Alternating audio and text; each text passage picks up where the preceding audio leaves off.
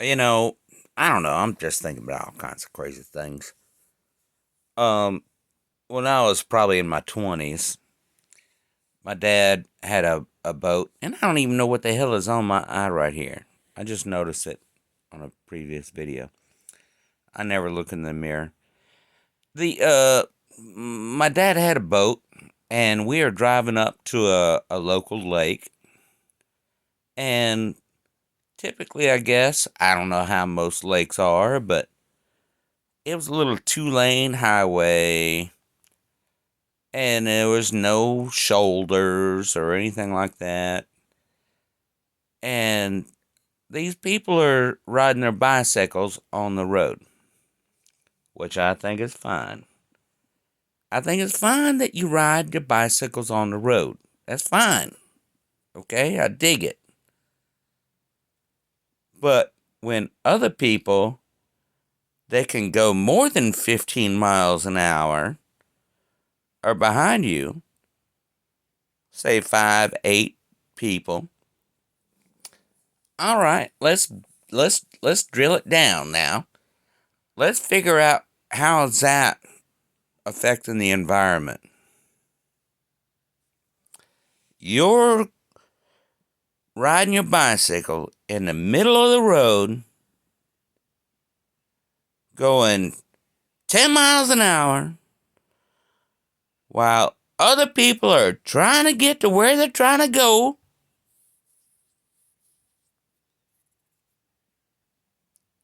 And all those cars are burning fossil fuels.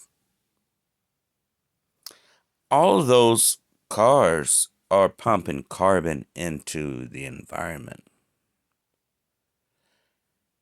Now, don't you think it would make sense to slide your ass off the side of the road and let those people go and then get back to what you're doing? They got bike lanes now in Raleigh. That's where I live. I shouldn't have said that. But we're spending tax dollars to make car lanes smaller and add bike lanes.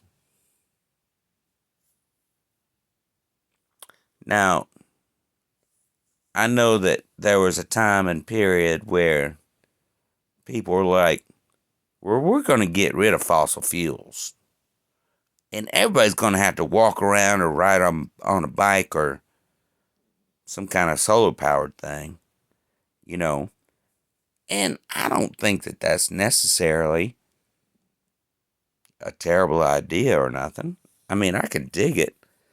I think about plastering solar panels all over cars all the time and all kinds of things that you could do differently. It's just how my mind works. But they're taking these a 2-lane, let's say it's 2 lanes going both ways, and then they cut it down to one. They put in a bike lane, and then sometimes they leave places for cars to park. You know, it just depends on the area of what you're doing. But I'm thinking, why are we spending all this money on paint? Because people used to ride bicycles on the road all the time. And why are we reducing things for something that's made for cars? I don't know why else we ever made any roads. It was for cars. But now we're choking down the car lanes to make room for the bicycles. Before they would just hog the whole damn lane. They wouldn't let you pass. We need to be working better with everyone on the planet. You know, we were slowing down for those guys, those people on the bicycles. We were upset and mad. We probably said some terrible words about it. But they didn't move over and let us by. That is the most aggravating thing. They want to say, oh, yes, I'm exercising and doing my thing, and I deserve to be here. Well, so does everybody else, right? Doesn't everybody else deserve to be here? And we're not doing anything mean. We're not nudging you off the road, bonk.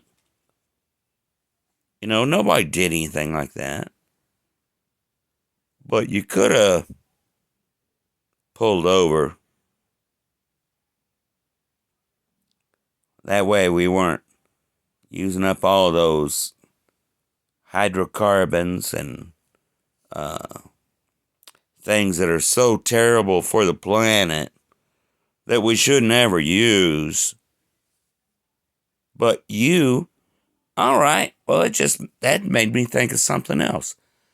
These other idiots that get out in the highway and they block traffic for hundreds of cars because they want to save the planet.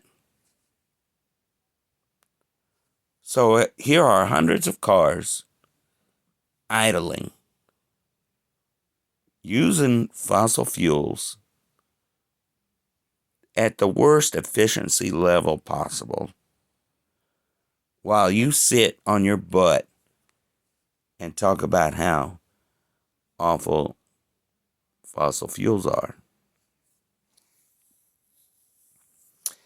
And honestly, I got all ideas that you didn't come to the protest on a bicycle. You didn't come to the protest in an EV. Now, maybe you took a public bus. That's good. Some kind of public transportation. But I know that even the clothes you're wearing is made of fossil fuels. Polyester and all that other stuff that I don't know the names of. People are just wound up and caught up in. Now, naturally, if something is being done and the byproduct is poison and they dump it in the river and everybody dies, obviously that needs to stop.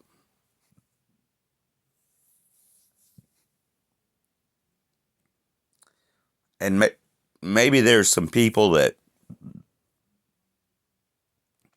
knew about the chemicals being dumped in the river, and they knew about the people that were getting sick and dying, and they didn't say anything about it. That needs to stop too. What we're missing more than anything is personal responsibility and truth. The actual truth about what is actually going on. And it's not our fault because nobody really knows what's going on.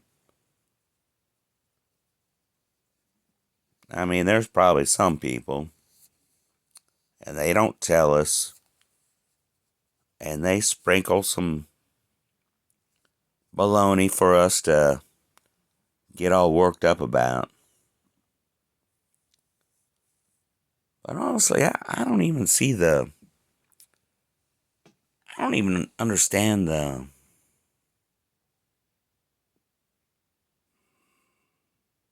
motivation for being the richest person on the planet and controlling everything, you know? That seems like more work than just doing what you want to do, you know? Doing the things that you want to do. Okay, so the rich people are forcing us to do terrible things.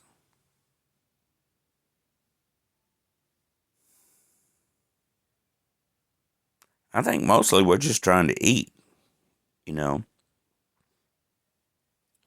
That is kind of a popular thing, as far as I know, as the humans.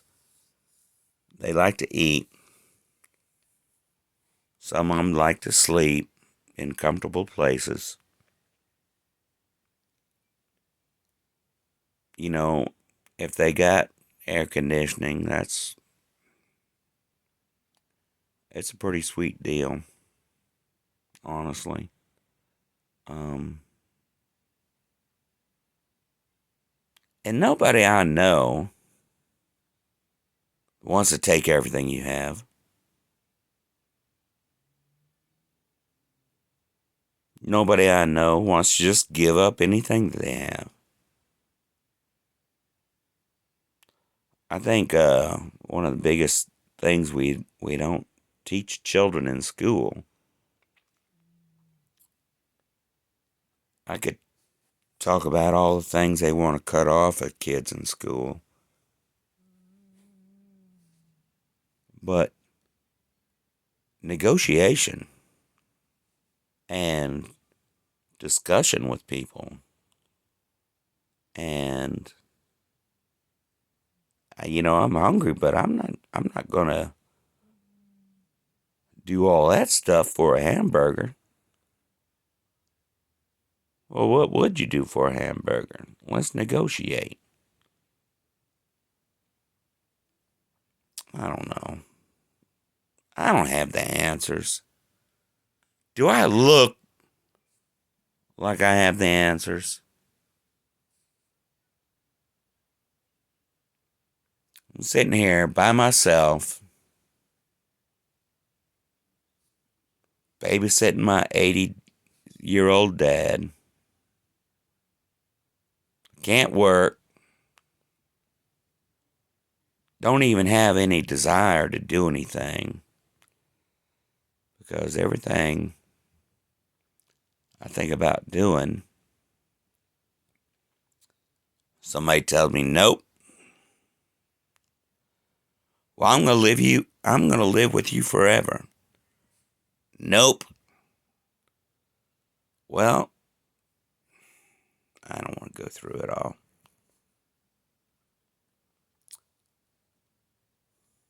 Nothing is fixed. Money's not real.